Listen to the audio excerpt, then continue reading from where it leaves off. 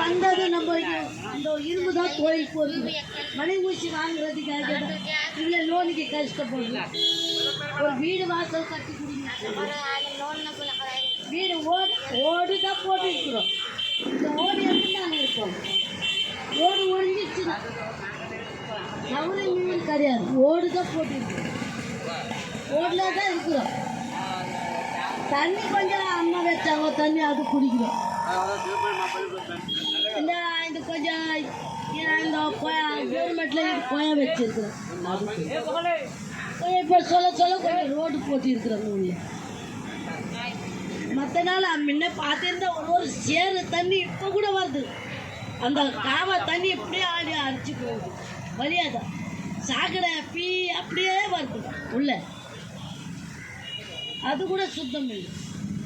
நம்ம வீடு வாசல் கொடுத்தா இதை அந்த ஓட்டு வீட்டு எடுத்து ஒரு வீடு கட்டி கொடுத்தா நம்ம கூட தாங்கலாம்.